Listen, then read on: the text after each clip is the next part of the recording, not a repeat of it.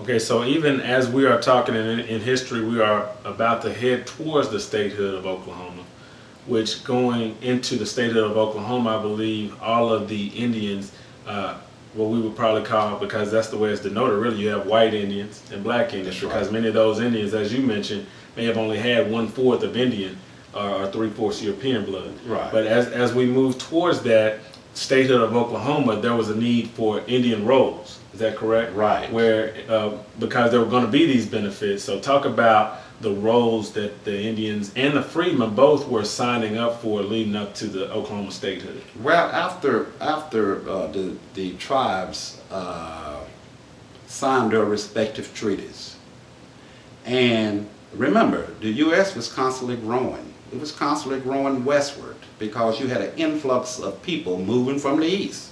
The country was growing. And so, and you must understand that the U.S. was angry at the 5 tribes because they fought against the U.S. during the Civil War. So there was some resentment there. There was some anger there. And so the U.S. started punishing them for doing that by squelching their land, by taking their land. The land rush of 1889 is when they opened up some of the Indian territory, the Oklahoma territory, for the settlers, for a lot of your settlers that was moving from the east. So as it got closer and closer to the 1900s, the railroad, I mean, because the major transportation back then, after the horse and buggy days, was the railroad. And the U.S. felt a need to have railroads going through Indian territories to move their goods, their cotton, and all of that to various ports, and cattle to Wichita and all of that. So they felt a need to do that. So with them doing that, or for them to do that, they felt that they need to break up the land, the communal land from the tribes and give individual land allotments. So they did. The Dawes Commission was a commission that was named after Henry L. Dawes, the senator from Massachusetts. And he came up with this idea to basically dismantle the tribal governments. And they did it by having a final roll. A final roll, it was called the Dawes Roll. They had 2 different rolls. They had a freedman roll and they had a by blood roll. And it was strictly for competency. Because you had people back then that was they were uneducated, they were illiterate, and you had people coming from the east, opportunists that maybe wanted to steal their land or take their land.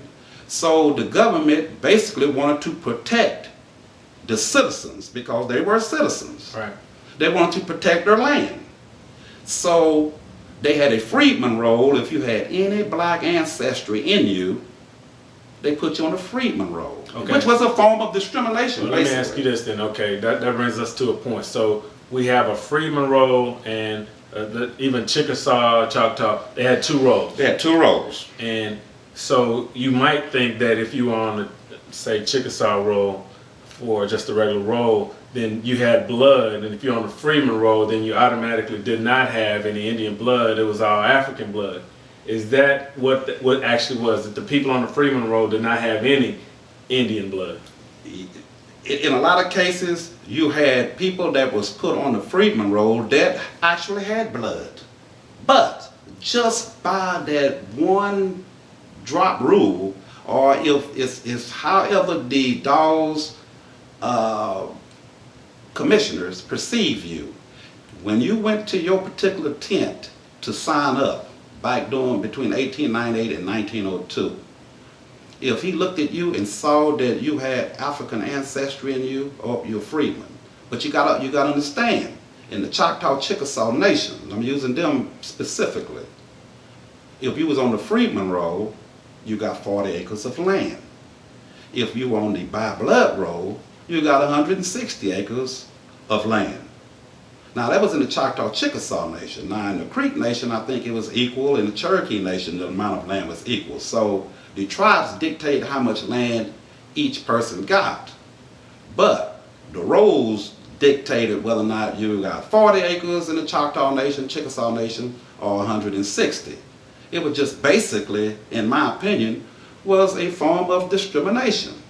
So it was that Even African ancestry that probably made a difference if you were on a roll between the 40 acres and the 160. Yes, yes. Even if you had, again, this isn't about blood, but you could have more blood than someone on the other roll, but it didn't matter if you had that African ancestry. If you had African ancestry and they put you on the Freedman roll, it amounted that you got 40 acres of land in the Choctaw Chickasaw Nation, and you were a citizen by treaty, Okay. basically. Okay.